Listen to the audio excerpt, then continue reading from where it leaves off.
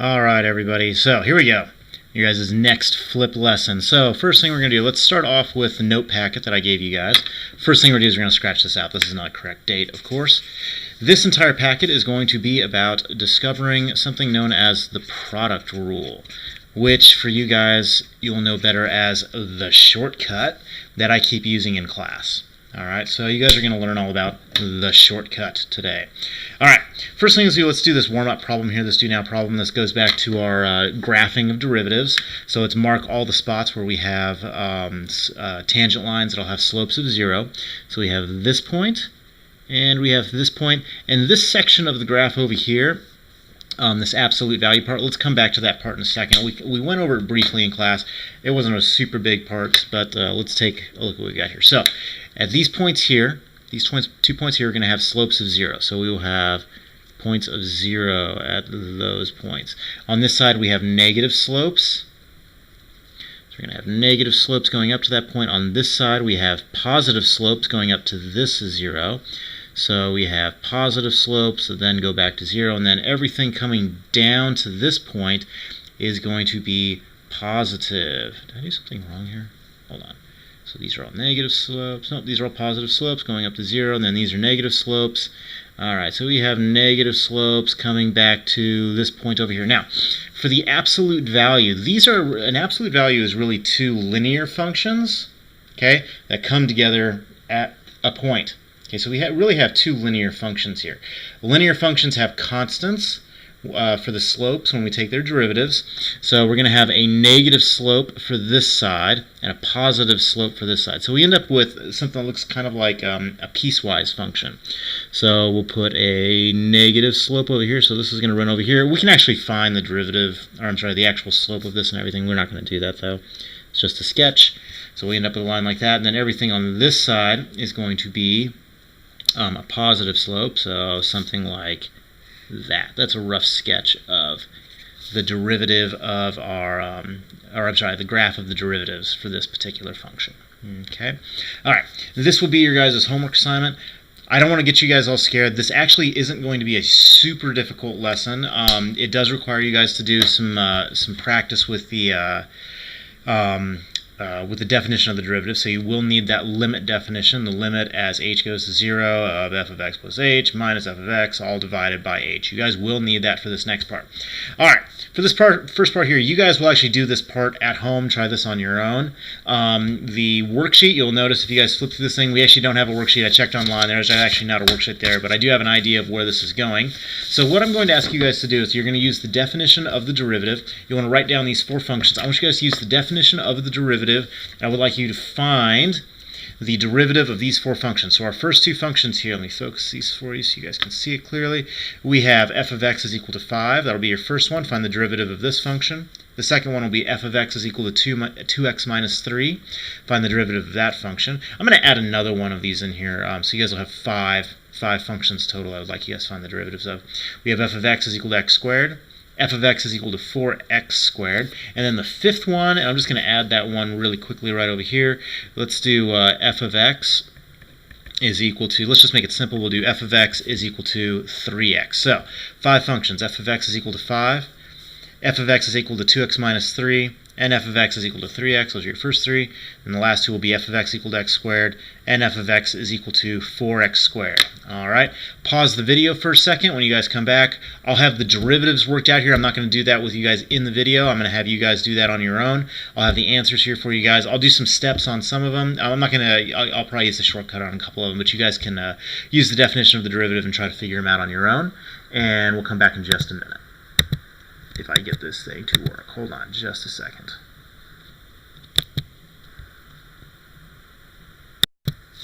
Oh my, I'm on the other side of the screen now. Crazy. Alright, so you guys should have done the, should have found those five derivatives now. Let's take a look at them real quick here.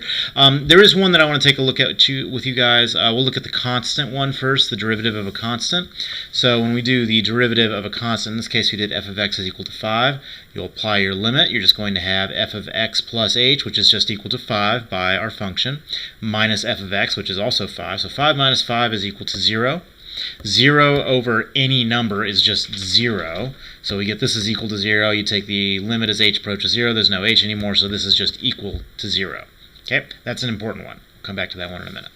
So the next two, we have 2x minus 3. You guys plug all of your values in here. I'll move my hand out of the way. You guys can pause the video, take a look at this. Let me focus this, make sure that it's clean for you guys. All right, you guys can take a look at this and write this one down. Make sure that your work matches mine. You plug in your x plus h's. You simplify everything out. You should end up with a derivative for 2x minus 3 that's just equal to 2. Likewise, when you guys do 3x, you'll get a derivative that's just equal to 3. Okay, we go to x squared now. When you guys do the derivative of x squared, you'll just get 2x. When you do 4x squared, I'm going to put all the work right here. Let me scoot this so you guys can see the page a little bit. All right. We plug in the x plus h, the x squared, plug in the x plus h, FOIL it out, minus 4x squared, distribute the 4 through, cancel out your h's wherever you can. You'll be left with this. Apply the limit as h approaches 0. That kills this 4h term. And all we're left with is 8x. All right. So now we got some derivatives that we can work with. We'll do this again in class. Actually, since we're in the middle of this, I want to make sure you guys are reading the video. So this sheet here, these 5 derivatives, you guys need to do these 5 derivatives on a separate sheet of paper. I will ask you guys to turn in these 5 derivatives for class. I will count this as some sort of a homework grade. So you guys will want to turn this in. This will be your 5 derivatives. I will collect that at the beginning of our next class. All right, so let's go back to the packet here. So we want to see if we notice any patterns. So let's take a look at our 5 derivatives here. We'll come back to the constant in just a second here. Notice that our initial function here is 2x minus 3. We took the derivative, and we ended up with just 2. Okay? Notice that 2 is the lead coefficient of this polynomial. Likewise, we have 3x here. Okay, the derivative of 3x was 3. Notice that 3 is the lead coefficient of this polynomial. Okay, so here's the pattern I want you guys to see. Is the lead coefficient is going to be part of our derivative. In some shape or form, this number, whatever it happens to be at the front, gets carried forward when we define our derivative. So let's look at our 2 quadratics we have now. So we have an x squared here. The lead coefficient is 1, but we don't have a 1 here. Likewise, for this one here, our lead coefficient is 4, but our derivative, it has a lead coefficient of 8. So where did these 2 numbers come from? So here you'll notice that we have a 2 is the exponent on this function. Well, 2 is also the lead coefficient here. So what's the relationship between our lead coefficient and our exponent here and the lead coefficient of our derivative? So we've got 4 and 2 here, and we have 8 here. Okay, well 4 times 2 is equal to 8. So there's that relationship. Where we're trying to go with this is the general rule. If you guys go back to your note sheet, this will confirm with a couple of examples here in a second. This is going to be, it's on the next page. This is what we call the power rule. And that is, this means the derivative with respect to x, so the derivative with respect to x of a polynomial, so something x raised to some power, will be equal to that power as the lead coefficient, and then we reduce the exponent by 1. So let's go back to, I'm going to use the 4x squared example. That's the best one here. So if we use this rule, okay, so we're going to take whatever the lead coefficient is, and we're going to bring it down to the front. Well, the 4 is still there. The derivative of a constant, the derivative, a constant doesn't change anything. It's just a scalar. We can actually move it. There's some rules that we'll learn here in the future, but the 4 doesn't actually matter. What matters is the x squared. So we can bring the 2 down to the front like we did here on this one. We bring the 2 down to the front, okay, by the rule, and then we reduce the exponent by 1. So what we have really done here with this x squared, let me grab a different colored pen. So we have x squared. This 2 will come down to the front, and then we're going to subtract 1 from this. So what we end up with is 2 times x raised to the first power. Anything raised to the first power is just whatever the something is, so this is really the same thing as 2 times x. Okay, let's look at the 4x squared example now. We're going to bring the 2 down to the front. 2 times 4 is equal to 8. Okay. And then we subtract 1 from the exponent. 2 minus 1 is just 1, so we end up with 8x to the first. Okay, the first doesn't really matter, so this is really the same thing as 8x, which is what we got for our derivative when we did this by the definition. Okay. Okay, so this is the rule you guys need to learn here. In class, I'm going to have you guys do a cube. Okay, so we'll do something to the power 3, and you will see that this also continues. You can actually try this on if you guys want. So if you guys want to try this as a little precursor of what we're going to do, I would like you guys to determine the derivative of f of x is equal to x cubed. When you take the derivative of this, you should find that the derivative is equal to 3x squared. Again, by our derivative rule, we bring the 3 to the front. That's where this 3 comes from. We bring the 3 to the front, and then we reduce this exponent by 1. So 3 minus 1 is equal to 2. So we bring the 3 down, bring the exponent down, and then reduce the exponent by 1. So we end up with 3x squared. Okay? All right. You guys can try this one on your own. I am going to have you guys try this in class. Cubes are a little bit tedious. If you guys remember having to multiply and FOIL out cubes from back in pre-calculus or algebra 2, they're quite tedious. So I'm not going to make you guys do a lot of these. I want you guys to do it at least once, though, so you guys can see it. All right, now we have the power rule. So we've done some explorations. We've done some examples. We see where this thing comes from. We have this rule now. We will practice this thing. You guys can practice it actually right here. Oh, we have the derivative of x to the 5th here. By this rule, we can bring the 5 down to the front, reduce the 5 by 1. We get 5x to the 4th power. Okay? 5 to the 4th power. I am not going to make you guys multiply out a 5th to confirm this. I will just tell you that that is true. If you really want something too, just like the cubic that I showed you guys a second ago, you guys can try this with a 5th. Try expanding it out. It's something arithmetically tedious for you to do, but it is doable. Okay. This one here, now, when we have chains like this is actually the same thing as taking the derivative, so the derivative with respect to x, that will make, this whole derivative with the respect to x thing will actually make more sense later. We'll probably do what's called implicit differentiation later, where we can sometimes take the derivative of x and take the derivative of y in the same function, but that comes later. This is the same thing as the derivative with respect to x of x squared, minus the derivative with respect to x of 3x plus the derivative with respect to x of 1. Now, we know from our prior examples here, by this rule, the derivative of x squared is just going to be equal to 2x. There's a minus here. The derivative of 3x, this is that linear case that we looked at when we were doing our 5 examples. 3x will just go to 3. Okay. Oh, we can take a look at that really quick. So 3x. There's really an imaginary 1 up here in the top. We bring the 1 down to the front. 3 times 1 is just 3.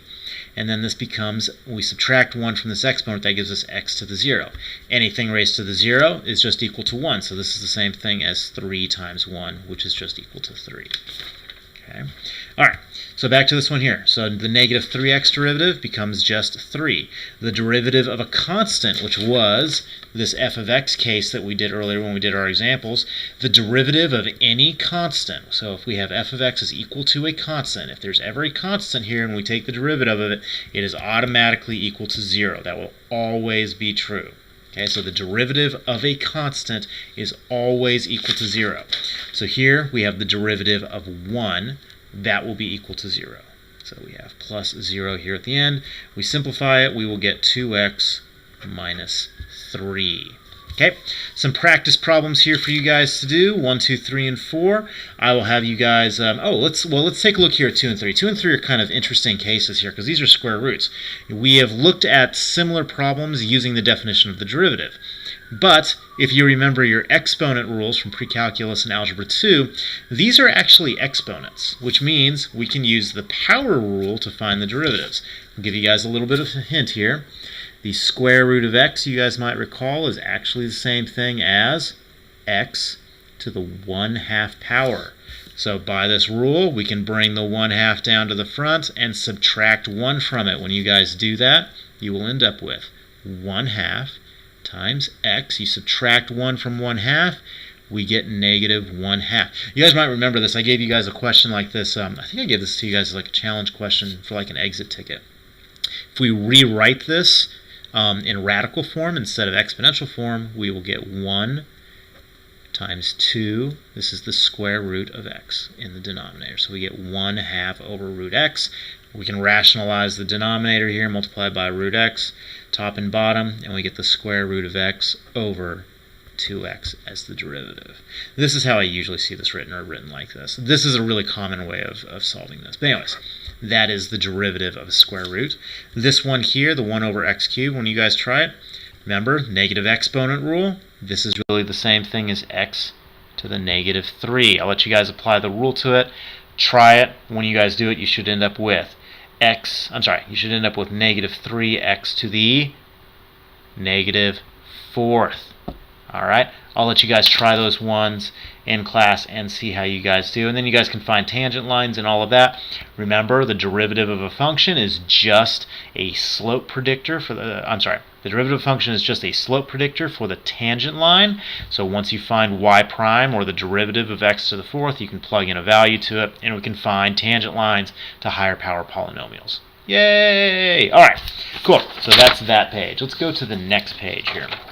The rest of this goes fairly quickly. Lots of examples for you guys to work on here. Let me see what else we have in here really quick here. I don't want to waste a ton of time here, but let's try to keep this video kind of short because these can run long.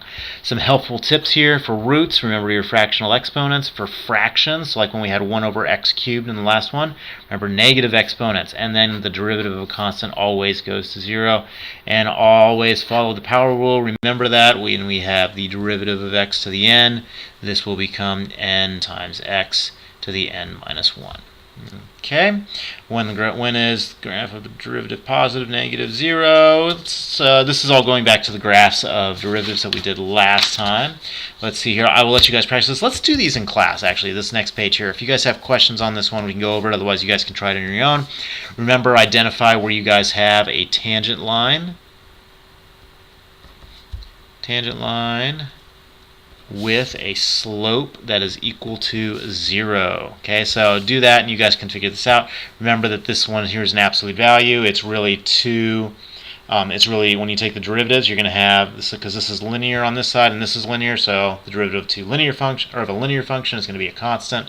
So we're going to have 2 constants here. It looks like kind of like an extended piecewise function or some sort of weird step function. Okay, come back to that one during class if you guys have questions on it. Let's see here. What do you think the graph, or when do you think the graph does not have a? We'll talk about this. This has to go back into continuity. We mentioned it last time. In order for a graph or a function to have a derivative, it must be continuous at that point. So wherever we have discontinuities in a graph, the function will not be will not be differentiable. We'll talk more about that in class. Let me see what else we have here. I might skip the rest of this and do some of the rest of this in class with you guys. Yeah, let's cover the rest of that part in this class. If we go to the very last page, oh, this is actually the worksheet. This is the one that you guys are supposed to do in class. We can actually do this in class. This would be a good one here where you have to go through. You guys have to find a bunch of derivatives and sketch the graphs of them, sketch the graphs of the derivatives. Let's do this in class, and we'll go from there. For you guys right now, make sure you guys have all the notes figured out. If you want to, you can go ahead and get started on this assignment.